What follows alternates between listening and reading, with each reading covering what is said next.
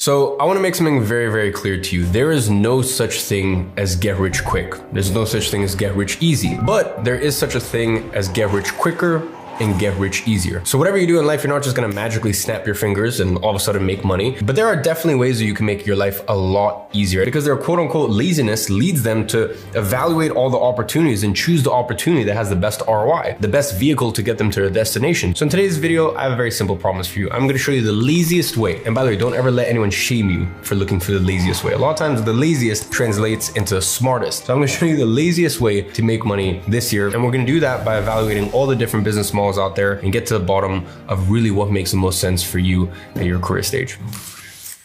All right, so listen, as a 9-figure entrepreneur, I've been asked this question over and over. And a lot of people, I come from a very unique perspective because I own multiple software companies. I own multiple physical product brands, for example, like my eyewear business. I got my start doing service businesses. I've been one of the most successful people in digital products probably ever. And at least at this current time, I'm the #1 digital product expert in the world. And as I said, going back to my software companies, one of the companies that I own is a company that helps people with digital products. And at the time of recording this, at least people make about $100 million a month on my platform. So I'm in this very interesting position where, I've had service businesses, I have some bootstrap software companies, I have some VC funded software companies, I have physical product brands, I have consumable brands. Like my investment in my empire is so far reaching. So I'm not really married or obsessed over any one model. They can all work. I'm just trying to be honest with you guys and show you which one is really the laziest one, aka the smartest path. So that way you're not working 60, 70 hours a week on this thing that may or may not work. So that's why in today's video, we're gonna answer a very simple question. How can you make the most amount of money with the least amount of effort? You see, in 2025, there's this whole stigma, there's this whole grind culture where anyone asking this question should be shunned for wanting to make money with minimal effort. And as someone who has taught thousands and thousands and thousands of aspiring entrepreneurs how to make money online, to be honest, at this point, it might even be millions. I want to tell you something very important. Asking what is the laziest, which to me really just means the smartest, the highest ROI way in terms of how much you put in versus how much you get out. Like as an investor, for example, I'm always looking at deals and I'm going, how can I make the highest return, have the largest delta from what I put in compared to what I get out? Why should business be any different, or side hustles or online businesses be any different? Like it's a very valid question to ask, and you should not be shamed for wanting to be a bajillionaire and work your face off for 30 years and sleep on a mattress. It's like, no, your business can work for you, and you can build a lazy business that works for you rather than you being a slave to business. So this is a very valid question, and don't let anyone, the whole hustle culture thing, like try to shame you for asking this question. And listen, I'm sure you've seen this and I'm sure you're sick of it. How many videos have you seen on YouTube telling you the reason that you're not a millionaire is because you're just simply not working hard enough? Okay, cool. So using that same logic, is that the reason why nurses, teachers, and construction workers aren't millionaires because they just don't work hard enough? Of course not. We know that's ridiculous. Those are some of the hardest working professionals out there. You see, hard work is just one component of becoming rich, and the richest people on earth, they know this, they understand this. As Warren Buffett once famously said, it's not about how hard you row, it's about what boat that you're in. So in very simple terms, the business model you choose is more important than the hours you dedicate to it. Some business models require more work than others to achieve the same result. That is quite frankly a fact. So today, I'm gonna help you find the laziest business model. I'm gonna compare 5 different business models. And by the way, this is speaking from experience, not a, hey, well, I think this one's harder, or I think this, like, by the way, coming from someone who's made $1 million in profit with every single one of these models, literally every single one of them. And some of these models I've made up to $100 million from. So like, trust me, I know what I'm talking about when I speak about this. And we're gonna compare them to find the one that allows you to make the most money with the least effort. So to compare these business models, let's use 5 categories to accurately assess which business model is truly the laziest. The first one is upfront capital. Now, the capital category measures the minimum dollar amount you need to spend to start the business and get it off the ground. Next is scalability. Now, scalability measures your ability to make more money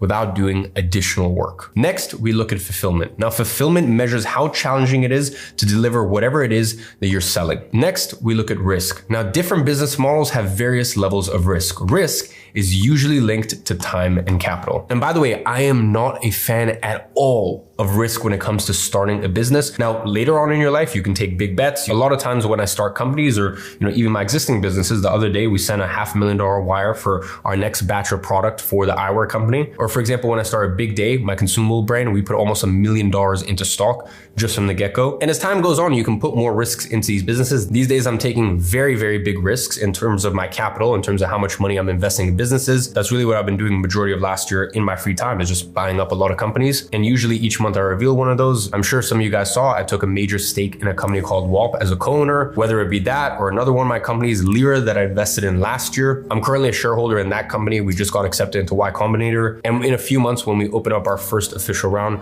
I would have made about a 15x in that company. So all of these are great, but they're risks. They're big money risks. A lot of times these risks cannot work out. So me in my career stage, if I write the checks that I do and things don't work out, if I invest money into this company or that company, it's okay because I have the risk tolerance and I'm farther into my career. Whereas when I first started, I'm really not a big fan of risk until you've had many, many years under your belt as an entrepreneur. Next is difficulty. Now, difficulty measures how hard it is to understand the business model and how much trial and error is involved in building a successful business. So, to truly find the laziest business model, we really need to start by finding the business model that meets these following criteria. Upfront capital is low, scalability is high, fulfillment is easy, risk is low, and difficulty is easy. If we can get one that has all of these, well then, amazing, we are in business. Now listen, I know there are thousands of entrepreneurs out there telling you how easy it is to make money with the model that they use. As I mentioned to you before, there's one very key difference between them and me. The reason that these people tell you that their business model is the easiest is because that is the model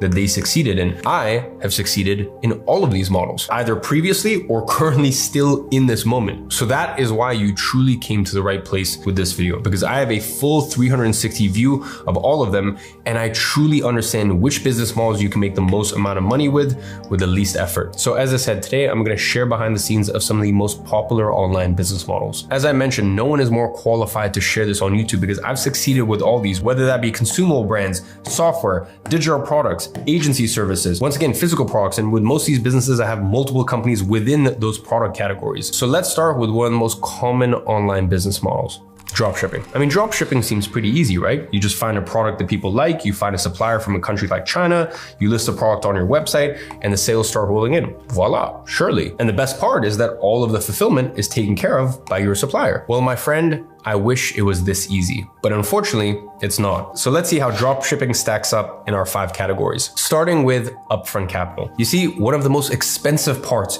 when it comes to starting a dropshipping business is finding a winning product, or at least a legal one. Anyways, that usually requires weeks, if not months, of running paid ads just to see whether you have found a product that actually sells. Then when it comes to scalability, I mean, to be honest, it really depends. Traditional dropshipping isn't scalable at all. Dropshippers continue to test products, always closing old stores that are dying and building new stores for the next fad or the next product that they find that's a winner, but then fades over time. So if you're building real, actual brands, like I do with my e-commerce products, then yeah, sure, it can be very scalable. But then again, I say that, and there's issues all the time, even just yesterday. Listen, it wasn't a massive order. It was only about 1,000 units. So those 1,000 units of one of our SKUs at the eyewear company, whatever, that's 125 grand worth of sales or stock. So it's a very small part of our order. But anyways, in the production, there was some discoloration. For us, that's not acceptable. We're never going to sell that to our customers. So there we go. Now I'm set back 2 to 3 months on that specific SKU. So it is scalable, but you can, anytime you're making anything tangible, there can be a lot of issues involved. But anyways, back to the point. If we're doing it like this and, building a real brand and all this stuff, that doesn't fall under traditional dropshipping anymore. These businesses are highly complex with multiple parties being involved along the supply chain. So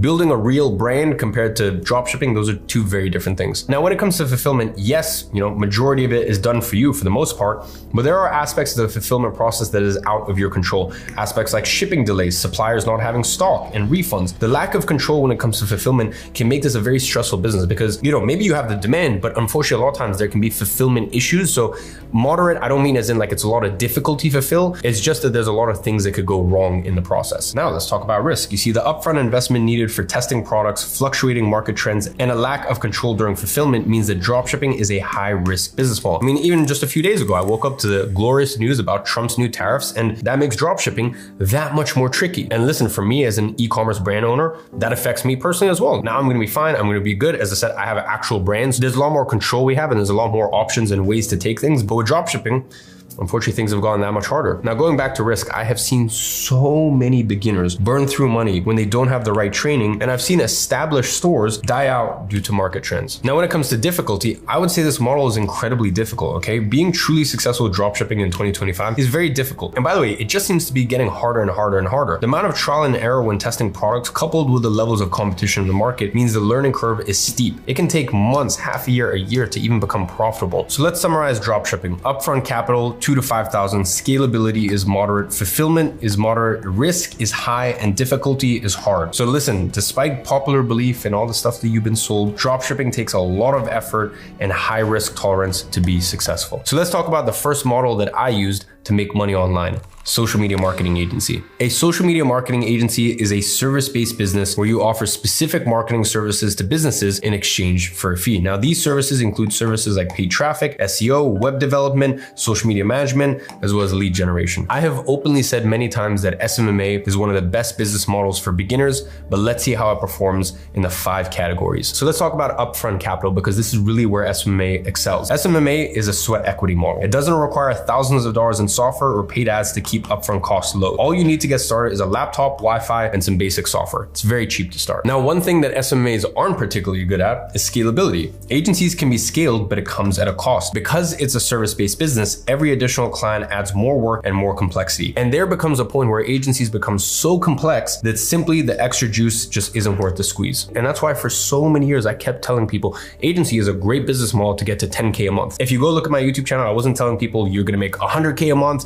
any huge numbers. I just said, listen, if you want to have a great lifestyle business to make 5K, 10K, 15, even upwards of 20K a month, great business model. Scaling past there, becomes a little tricky. Now let's talk about fulfillment. You see, fulfilling the services you provide when running an agency can be pretty simple due to contractor arbitrage, but that is only one side of it. And by the way, contractor arbitrage just means you find someone to deliver the service in a country where the US dollar, the buying power is substantially better. You pay them $500 per month per client. You charge the client $1,500 or $2,000. And by the way, it's so funny in the past when people have argued with me about this, it's like pretty much the entire global economy works on an arbitrage model. That's why dropshipping, for example, is an arbitrage model. So this model is omnipresent. It's everywhere in the world. It's just with SMA, you apply it to services. Now, some downsides, you have to manage a full team and deal with clients on a daily basis, which doesn't align with our goal of finding the laziest business model. I would say agency is a great business model, but you learn so much as an actual business owner because you have to be truly a business owner. You have to be switched on, you have to be on the ball. Risk, once again, SMA is one of the lowest risk business models out there. It's amazing because it doesn't require huge capital injections to get started, and you have a lot of control over the fulfillment process. This is one of the main reasons why I have always said that SMMA is one of the most beginner-friendly business models out there. When it comes to difficulty, I give it a moderate. SMA has become a lot harder over time. There's no denying it. Obviously, as markets start to become more mature, a lot more people come into market. It does get trickier as time goes on. There's definitely more competition in the market than when I first started, and it is a business model that requires you to master various different skills such as prospecting, outreach, sales, and management. You actually have to be a real business owner and be skilled in multiple different domains. So to summarize, upfront capital, $50 to $200, scalability, low, fulfillment, moderate, risk, low, difficulty, moderate. So to summarize, SMA is a business model you can start with almost no risk, but a big drawback, especially when you're looking for a low effort business, is that scaling often leads to complexity and increased workload. So let's talk about a big one. You see, a lot of new business owners want to start by creating the next big app. So let's break that down. Software. You see, some of the most famous entrepreneurs have made millions, even billions of dollars in software. And this leads aspiring entrepreneurs to believe that software is the best business model to get rich. And listen, I can tell you from experience that software is one of the most difficult business models to succeed in. I've built my own software company, Flozy, from scratch, and I've also invested in various others. Using my experience, let me use the 5 categories and show you why software is not for those who want to build a business with minimal effort. So let's talk about upfront capital. You can look at minimum $250,000 to build a solid software company. If you're trying to build a software company that will make you rich, you either need a lot of your own capital to invest, or you need hundreds of thousands, if not millions, in funding. By the way, even if you already know how to code, you're going to need a team, and software developers are not cheap. On top of this, you will need an extensive marketing budget to get the business off the ground. Now, I will say scalability is very high, and the reason that software has created so many billionaires is because it is highly scalable. Once you have your product, it is just about getting more and more users. That being said, there are complexities that arise as you scale. Your team is going to have to grow in departments such as developers, customer support, as well as client success. Fulfillment is very difficult. Building a software will take months, if not years of hard work. And even after the product is built, software demands ongoing development of new features as well as ongoing bug fixes. Now, when it comes to risk, this is a real drawback to software. Very high risk. Software is one of the riskiest business models out there. If you're using your own capital, all of that money can be lost if the business doesn't work. And in many cases, software entrepreneurs are using money from investors, which adds an extra layer of risk on top. For difficulty, it is extremely hard. The software industry is one of the most competitive markets on earth. It also requires a huge amount of technical skills, such as coding and design. It's going to require outside funding, and securing that funding makes the business model even more difficult than when it already is. So pretty much to summarize, upfront capital, you're looking at a lot of money. Scalability, yes, it's very high. Fulfillment, hard. Risk, high. Difficulty, very hard. So software is just simply not a beginner-friendly business model, and it takes years of effort to be successful. My honest advice would just be to avoid software when starting your entrepreneurial journey. Next, I'm going to show you a business model that I have made millions and millions of dollars with, but has always just been sort of a background side income, and that is affiliate marketing. Listen, to be honest, I wouldn't really call affiliate marketing a real business, but there are people making a lot of money using this method. Affiliate marketers promote other brands' products in a variety of ways. These include websites, blogs, social media content, and product reviews, just to name a few. You see, when someone buys a product through the affiliate marketer's link, they get a pre-agreed cut of the selling price from the brand. So for example, when you're watching a YouTube video and the creator ends the video with buy/sign up using the link in the description, when they say stuff like that, that is an affiliate link and they get a kickback from every sale. Now, let me make something very clear. I have never used my social media platforms for affiliate marketing, but some of my previous agency programs had affiliate links for different softwares that my clients needed. Okay, so these people needed these softwares regardless. So if I'm going to promote these softwares, I might as well drop in my affiliate link. And this was a win on both sides because I was able to make passive income from affiliates, but I was also able to get favorable terms for my clients and users for software that they needed regardless. Now, being fully transparent, I don't really use affiliate marketing anymore because I now have the resources to build custom softwares for my users. So rather than recommending softwares, I either just create my own or I just invest and buy into existing software businesses. So that way I can control them and I can tweak them as I like. That being said, is it a method that you can use to make money with minimal effort is a real question. Well, let's take a look. Upfront capital, probably $100 to $200. I mean, affiliate marketing requires minimal upfront investment to get started. A majority of your capital will be spent on content tools like editing software and maybe some AI tools to make the process easier. Scalability here is moderate. Affiliate marketers can promote as many products as they like. There's an endless amount of affiliate programs out there. So the scalability constraints really comes into play when it comes to actual content. It is impossible to promote hundreds of products in one piece of content, which means the more content you make, the more products you can promote and the more money you are able to make off the back of it. Now, when it comes to fulfillment, it's relatively easy because the physical product fulfillment has nothing to do with you. So in this regard, the fulfillment is actually quite simple. That being said, if you want lots of people to use your links, the content has to be quality and you need to attract a big audience. Affiliate marketing, to me, the reason I don't consider it like a proper business is like you build a personal brand and then you can make money from affiliate marketing. So the fulfillment, yeah, you're not fulfilling on like what is being bought, but you're fulfilling in terms of like you have to create the content to draw the audience in, and then from there they use your affiliate link. So as I said, you need to attract a big audience for this specific model to actually work. Growing a larger audience isn't impossible, but of course it takes time and effort. I love it. I recommend everyone build a micro niche personal brand. It's one of the best things that you can do for your career in life. But of course, it's not something that, snap your fingers and it just happens overnight. When it comes to risk, obviously this is extremely low. There's practically no upfront investment, and growing an audience on social media will add value to your life, whether you're successful with affiliate marketing or not. This means the risk is pretty much insignificant. Now, when it comes to difficulty, I'd say it's moderate here. Actually finding affiliate links and the lack of product fulfillment makes affiliate marketing an easy method to make money with. But the aspect that increases the difficulty from easy to moderate is the fact that you need to grow an audience. And this can take months of mastering content creation. So that's what takes it from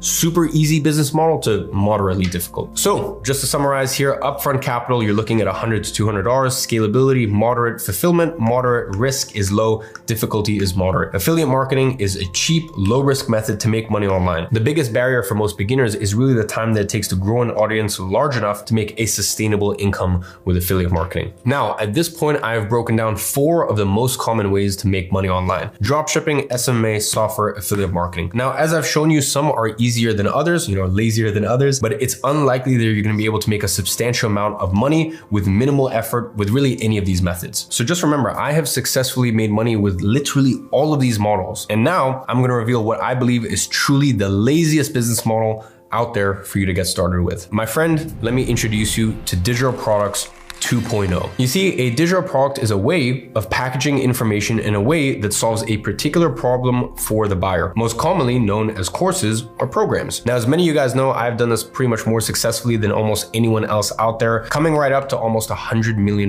in earnings in the last 5 years with this model. Now, I created my first official digital product in 2018, and since then, I've made millions from selling digital products. But I want to be very honest with you. You see, when I first started with digital products, it wasn't easy to just create the most basic of digital products. It took me months, and as the quality went up, so did the cost. By the way, I'm not talking about just a few $1,000s. Products like Agency Navigator and Agency Accelerator had external coaches and completely custom platforms, not to mention the size of the team I hired to help me build out the programs as well as do the service delivery. These products, I'm not joking, cost me millions of dollars to produce. Now, you very fairly might be thinking, well, if digital products are so complex and expensive to create, why am I even mentioning digital products in a video that's all about making money with minimal effort? Well, I will tell you why. It is 2025 and times have changed. You see, I got started with digital products in 2018, but that was digital product 1.0 era. Right now it's 2025 and we're living in digital product 2.0 era. You see, in the past, digital products had one of the highest barrier of entrance because you needed extraordinary expertise, months of research, high-level copywriting skills, as well as expensive custom platforms. Now, there have been 2 technological advancements that have eliminated the need for everything I just mentioned, and those are artificial intelligence, as well as product hosting platforms. You see, every product that I've built over the last 7 years took me months to build out. The team and I needed to research the topics, synthesize the information, script videos using the synthesized information, and only then could I sit down and actually record the program. Whereas with AI, this takes a fraction of the time. AI is able to research a topic, synthesize the knowledge, and script the content that needs to be recorded in minutes. Let that sink in. Truly, let that sink in. What took my team months takes minutes with AI. Now, by the way, I know you're hearing this and thinking, no, this is too hard to believe. I can't imagine something like this. Well, the crazy thing is that my team of developers and I have already built a tool that does exactly this. And we've only let in a small group of people earlier this year to actually use it because it's so ridiculously powerful. But I can tell you for a fact, it works and it has pretty much eliminated 95% of the workload in these people's businesses. It basically helps you do 100 business plans at once. And from there, it helps you find profitable product topics. So it'll actually help you find the best markets to get into. And then from there, it synthesizes knowledge from experts. And then from there, it creates program outlines and scripts the lessons. Literally, the only task you have is to record yourself reading the scripts. That's it. You don't even need to show your face because the recording is done on Loom. All you're gonna do is speak over the documents that are on the screen. That's it. And by the way, Synthesize AI doesn't just find your topic, it creates the program outline for you as well as the entire script for you. It even creates supporting PDF resources and tools for your program to make sure the product is as valuable as possible for your clients. So as you can see, AI has truly changed the game with regards to building the product. But what about hosting and selling it? You see, in 2025, there are platforms that will not only host digital products, but will also boost sales through their built-in marketplaces. This leads to the barrier to entry being lower than ever before. So let's take a look at an example of another industry that saw the drastic lowering of barriers to entry just a few years ago. Let's go back to the example of e-commerce. You see, there was a time where if you wanted to sell physical products online, it was practically impossible for beginners. You either needed capital to invest or you needed to be able to code to create a custom website to sell your products. Then fast forward a few years and Shopify becomes available,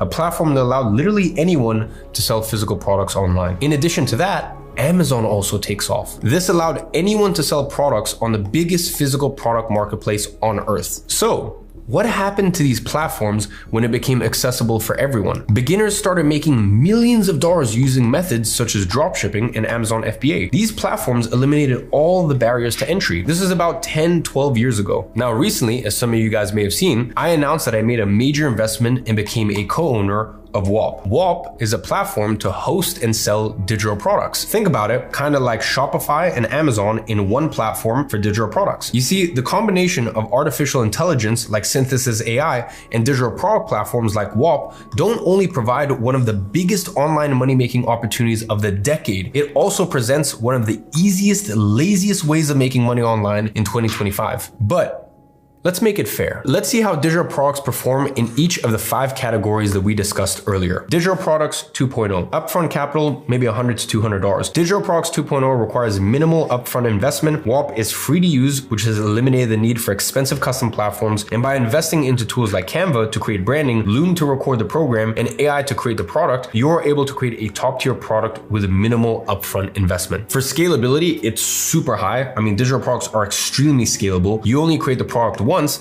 and then you can sell it thousands of times without doing any extra work. Now, when it comes to fulfillment, super easy. As we discussed earlier, building a digital product business was one of the most difficult as well as time-consuming tasks a beginner business owner could undertake. But once again, the combination of platforms such as WAP and AI tools like Synthesize has made the fulfillment process so simple. When it comes to risk, it's extremely low. The risk is insignificant for a couple of reasons. WAP is free, so you can literally launch as many digital products as you want until you find one that sells without worrying about the cost. You also don't spend months building a product anymore, which means you can build quickly and test without running the risk of wasting months of your time building a product that makes no money. Difficulty, once again, super low. I've discussed at length how easy the process of building digital products has become, but there's another reason why the difficulty level is actually extremely low. Most people don't realize this, but the industry is in its infancy, which means competition is still extremely low. Those who get in right now have the highest chance of succeeding long term. Getting into digital products 2.0 right now is like getting into drop shipping or e-commerce 10 or 12 years ago. Like 10 or 12 years ago, this would be a very different presentation. Digital products would be super difficult. I couldn't even recommend it to you guys. And e-commerce would be like the #1 home run that I would tell you guys, do this. But times have changed, and one of the worst things you can do in your career is try to work on stuff that used to work. Business models that had their glory days. Those glory days are gone. You got to focus on what's working on right now and what's going to work for the next 5 or 10 years. So to summarize, with digital products 2.0, upfront capital is $100 to $200, scalability is high, fulfillment is easy, risk is low, difficulty is easy. And with that, digital products 2.0 is the laziest business model out there. You can make tens of thousands of dollars a month with minimal effort in a market that has minimal competition and is growing rapidly. Just so you guys understand, let me paint a picture. This is how it stacks up to the other business models. You can see drop shipping is not looking very pretty. SMMA still looks pretty appealing. I'd say it's got good statistics across the board. Software, I mean, just forget about. Affiliate marketing, once again, pretty good statistics across the board. The issue with affiliate marketing is you're gonna have to build a personal brand, which most people don't want to do. I recommend it for most people. I think it's a great business. There's very few people that have affiliate marketing as their main income. It's more of kind of like a side thing. So no disrespect to affiliate marketing, but it's just, I really wouldn't call it a business model. Whereas digital products 2.0, I mean, look at this. Like you can't argue this. This is undoubtedly the biggest opportunity in the online space right now. I mean, do you think I would have invested in a platform like WAP if I didn't believe in the future of this industry? Listen, I'm extremely logical. I spent 2 years evaluating every single company in the space, looking at the intimate financials of every single company in the space, looking at the trajectory of the space, because when I'm gonna make such a massive investment and take a huge stake as a co-owner in such a big company, which quite frankly is a huge financial risk, but I sleep easy at night knowing it's not a risk because I see the trajectory of where digital products are going, and truly it's like getting involved in e-commerce, in Shopify, in dropshipping 10, 12 years ago. You're coming at just the right time before things explode. And if you get in right now, you're going to be compensated very generously for it. The digital product market is projected to more than double in size over the next 5 years. By 2030, we're looking at almost $1 trillion a year industry. It's insane. So quite simply, you have a decision to make. Are you gonna get in early and get your slice of the cake, or are you gonna wait and fight for the crumbs once the market is ultra competitive? That, my friend, is the decision that only you can make. As always, I'm watching from afar and I'm rooting for you.